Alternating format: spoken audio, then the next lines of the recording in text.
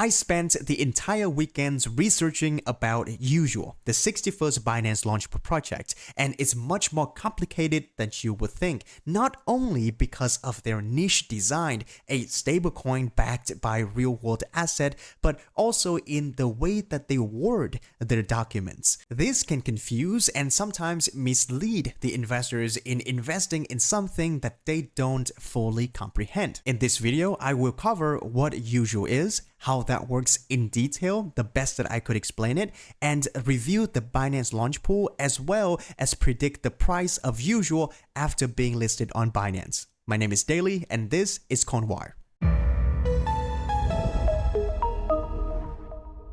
So to better understand Usual, we have to look at its documents. Usual is said to be a multi-chain infrastructure that aggregates the growing tokenized real-world assets or RWAs from entities like BlackRock, Ondo, Mountain Protocol, MO, or Hashnode to transform them into a permissionless, on-chain, verifiable, and composable stablecoin in the form of USDO, their stablecoin.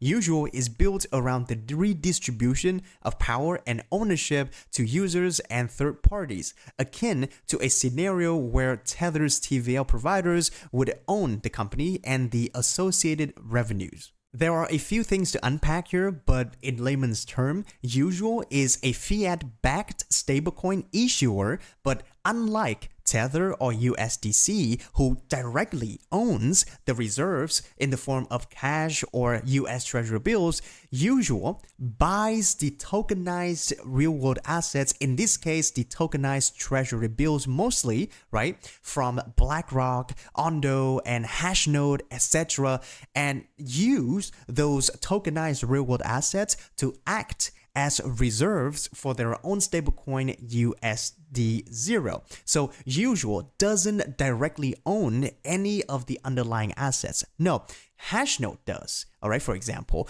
So the question is it safe that they don't own the underlying asset? Is it safe to rely on another company to own the asset for you and you just own the tokenized version of it? Well, the answer is yes, as long as the company that they buy or purchase the tokenized real-world asset from is safe and regulated, and as long as it's mostly US Treasury bills.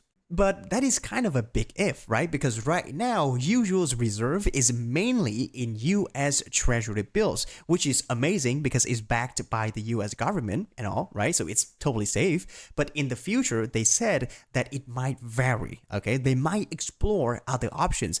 It could be that tokenized gold or silver or real estates, which are more riskier. Why do we need Usual, you ask? Like, why do we need another stablecoin when we already have USDT, USDC, right? Or DAI even, right? Well, three main points that Usual claim to have, okay? So the first point or the first problem is that crypto needs a transparent and fully on-chain stablecoin issuer because centralized entities, for example, like Tether, isn't transparent enough with their off-chain reserves. And that is true because Tether isn't regulated in the US and, European countries, they are kind of like banning USDT right now. So valid. The second point is that the reserves are at risk by having cash locked in banks, which could depeg the stablecoin. For example, like the 2023 USDC depeg when, Circle has like $3 billion locked in Silvergate Valley Bank, right? So obviously that bank failed and there was like a massive panic reaction right there. So yeah, valid. And the third reason is that the centralized entities like Circle and Tether, they don't share the revenue with the users or with anyone, basically. Also a valid reason. However, there is one thing that I don't really agree with Usual. Again, this is my opinions, right? So if you don't agree with me or if you have like other opinions, let me know in the comments, right? But this is just my opinions. There's one thing that I don't agree with them. That is, Usual claims to be the transparent and fully on-chain stablecoin issuer. On the surface, yeah, they are, because everything that they do is fully on-chain, including, the reserves, including the minting and burning of their stablecoin USD0. Kinda. However, it's because they do not own any of the underlying assets. You know what I mean? They purchase the tokenized treasury bills from other companies. For example, like Hashnode right now, they rely on Hashnode legitimacy to hold the underlying assets. For example, I looked at Hashnode, right? A fund that Usual partner with.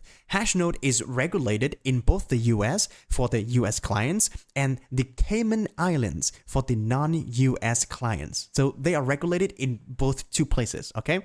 The only difference between Hashnode and Tether is that Tether is not regulated in the US. Okay, Tether is only regulated in British Virgin Islands. So if you are a US customer, you should be going with Hashnode because they are regulated in the US. You should never go with Tether, okay?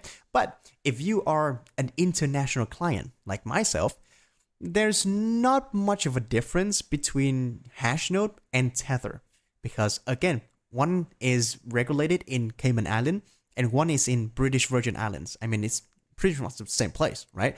But then, Tether, they have quarterly reports, right? Issued every quarter. That is, audited by a trusted third party.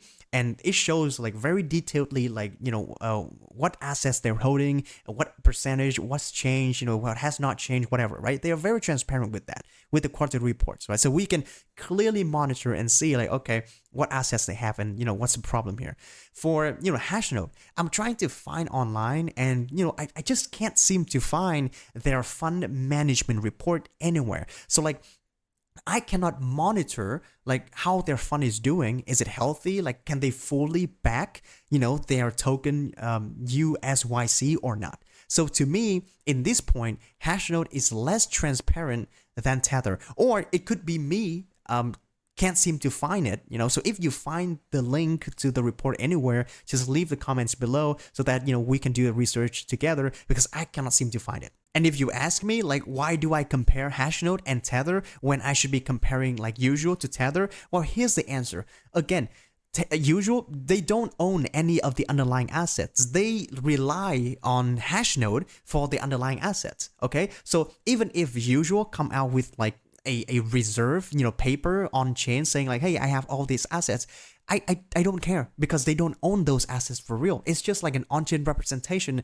of the assets that Hashnode owns, okay? So what matters is Hashnode's reserves or fund report. I don't care that about Usual, okay? Now, if Usual work with other, protocol like BlackRock or Ondo, I would be interested in BlackRock and Ondo's reserves asset report or like fund report. I don't care about Usual. Okay, that's the thing. Again, I have to very importantly emphasize that this is my own opinions, okay? If you don't agree with me at some point, let me know down in the comments. Please, no hate, all right? I don't mean to disrespect Usual. I'm just saying that there are some points that I just don't agree with them. I hope that they can be more transparent in that. That's it. So now that you understand what Usual is, let's talk about how they work. Okay, so they have 3 tokens that you need to understand. And if you understand these 3 tokens, you understand how the platform works. Okay, so bear with me.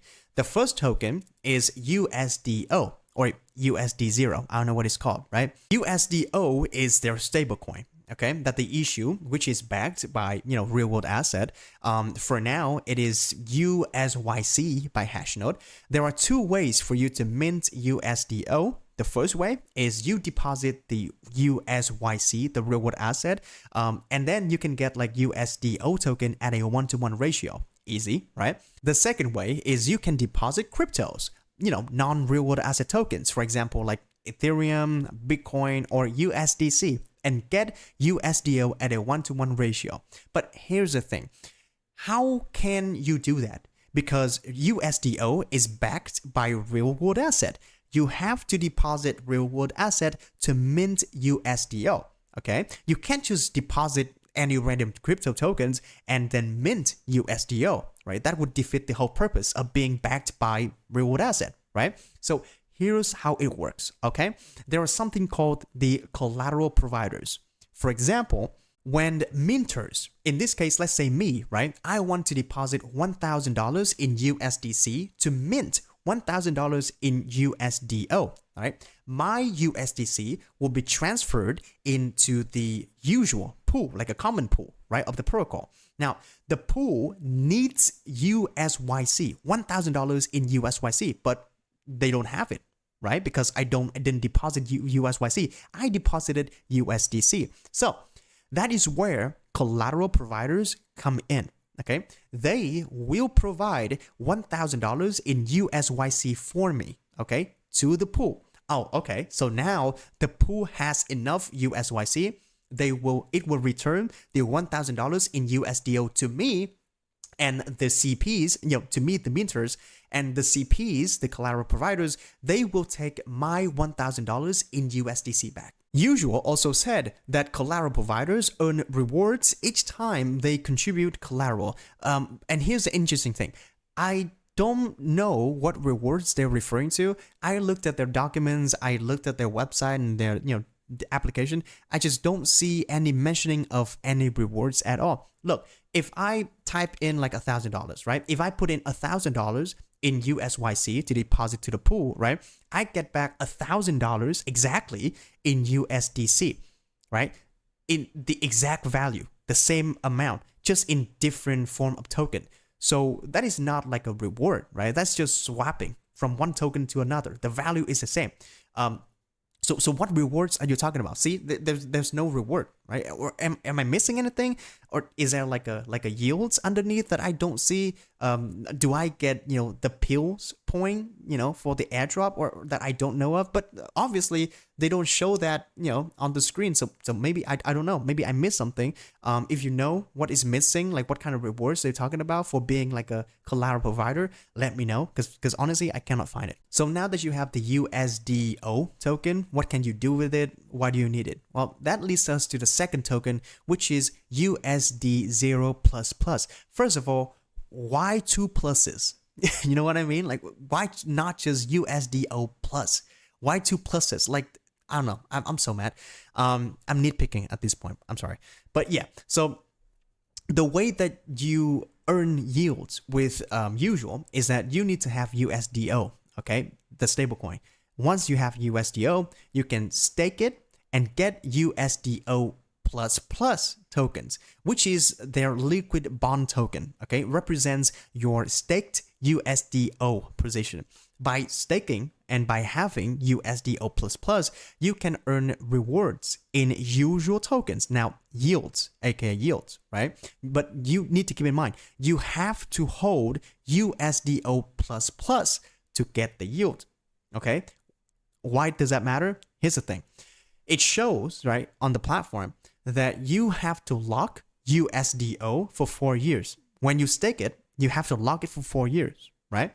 That is technically true. And, that's insane. I don't want to lock my USDC and my, money for 4 years. Nobody wants to do that, right? You have the option to sell your USDO++ on secondary market to get USDO back immediately, okay? So, for example, if you stake $1,000 in USDO, you get like $1,000 in USDO++, right? Your original 1,000 USDO is locked for 4 years. That cannot change. That's in the smart contract, okay? So how can you get your money back in case like, oh, I need my money? Okay, you can sell the 1,000 USDO++ on secondary market and get the 1,000 USDO back.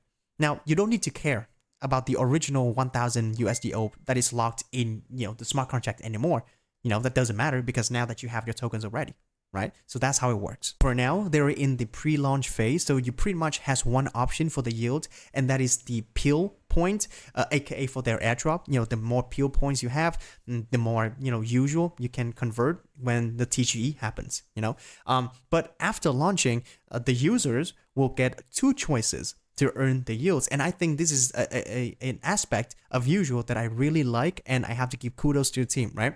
There are two options. The first option is speculative strategy, and the second option is the risk-free strategy. The first yield option is the speculative strategy. So we stake USDO and earn usual token, the governance token, as rewards. Very simple. You can claim it every day and sell it immediately after claiming if you want to. The yield is going to be high or low depending on the protocol's TVL growth, okay?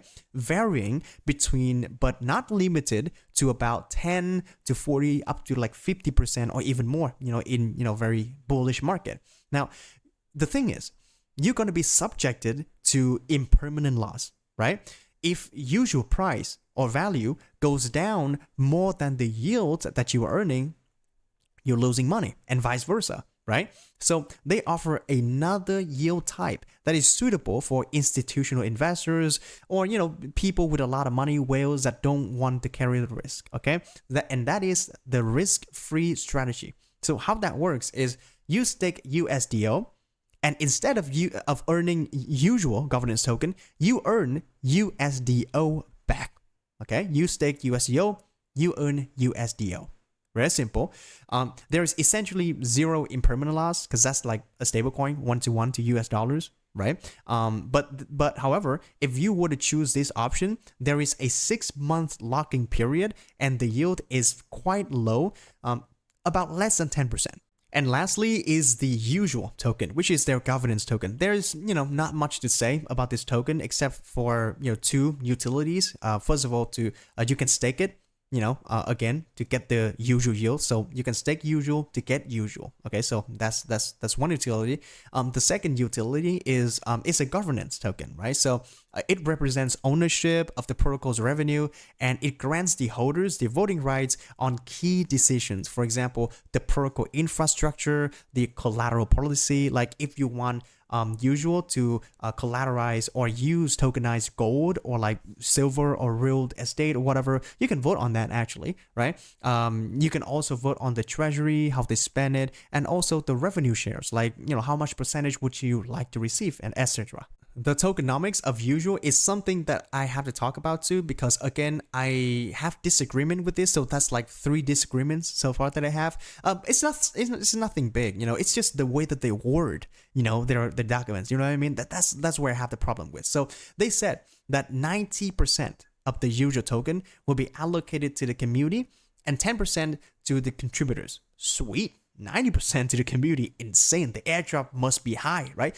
At least that is the impression that I got initially when I read into their tokenomics. And I think a lot of people would have the same, reaction as well, like 90% for the community.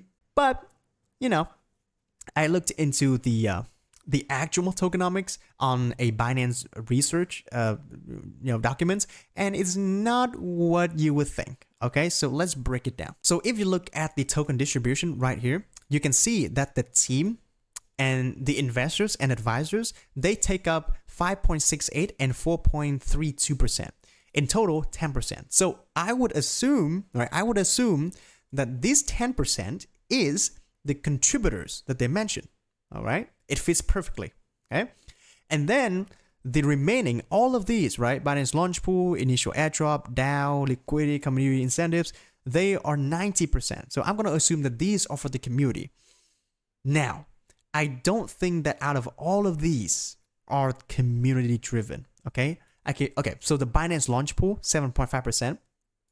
Kind of the community a little bit. It's not the usual community. It's more of the Binance Launchpool community, but it's community regardless. So okay, I kind of agree on that. The initial airdrop only 8.5%. Ooh, that's a bit low. But yeah, that is definitely for the community. Okay, 100%, no doubt about that. The DAO and the ecosystem, 7.5%. Now, is this really for the community? You know what I mean? Ecosystem, is it community? Or is it like something else? I don't know. That can be argued, right? And then the liquidity, 2%, is that community? Again, that can be argued. But lastly, the community incentive, 64.5%. I believe this is for like, the token emission for the staking, which is for the community. Okay, I agree. But like, these two, I would say that it's not really for the community. You could argue otherwise. So yeah, that like it's in the way that they word things and they put things in the documents that sort of like mislead the people. You know what I mean? So if you like break it down piece by piece, then you would agree with me. Like a lot of people would agree with me that it's not entirely 90% for the community. I would say that 64.5, the airdrop 8.5, and then the Binance Launchpool. Yeah, these three are for the community. So that's like what about 80% is for the community. Yeah, so yeah, that's still good, but I'm just saying it's not 90%. And that leads me to the fourth point that I kind of disagree with the usual. Okay, yeah, there are a lot of points that I disagree with them, but hear me out. It's not because again, it's not because of hate. It's because like the way that they word things. Okay, so if you go to the documents, if you click on value encapsulation, and if you read the unified value and governance with usual, okay, and this part, like, it kind of tickles me a little bit. So they said, right, as the TVL increases, revenue rises. True. But the minting factors decreases. Also true, because it's in their smart contract, right? This mechanism ensures that as the protocol grows and becomes more profitable, the value and attractiveness of holding usual tokens increases. So okay, let me explain, okay? If you go to DeFi Llama and you search for Ethena, all right, click on TVL and fees, okay? You would see that Ethena's TVLs and fees have been increasing quite stably, in the last year, right, since its launch. Okay, very good, great sign. So according to usual, that must means that the token price will increase, right? They said right here that the token value increases along with the protocol's growth and more fees generated, right? Well, that's not really the case, okay? Because here's the price of Ethena, okay, in the past year. Where is this where is this increase? You know what I mean? Like, all I see is red, okay? So yeah, the TVL grows and the fees grows.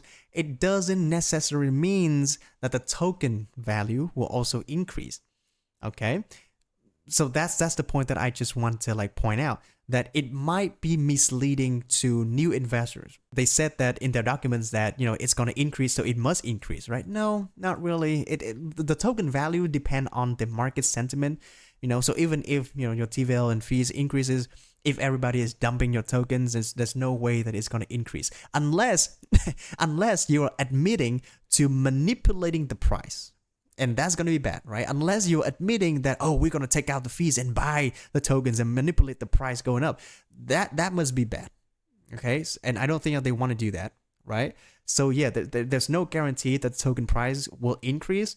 It depends on the market situation. And that's it. That's what usual is, and that's how it works. I'm sorry if it takes a little bit long, but let's move on to the second part, the most interesting part, which is Binance Launchpool, how to join the usual Launchpool. I believe you have like a day left, so so you get on that quick. And we'll talk about the price prediction at the end of the video, so stay tuned on that, okay? Let's talk about the Binance Launchpool, okay? The total supply of usual is like 4 billion tokens. The Launchpool rewards is 7.5% of supply, which is 300 million.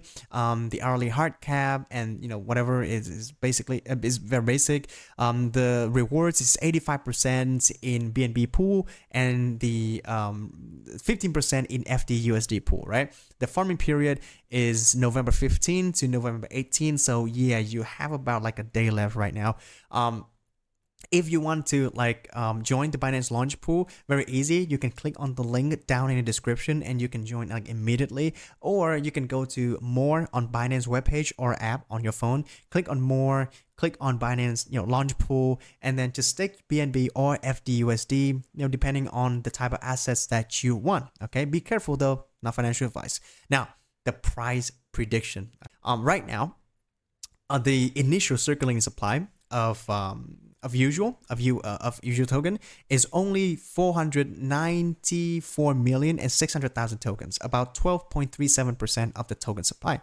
It's not high, it's not low even, okay? There are projects that only have like 10.511%, okay?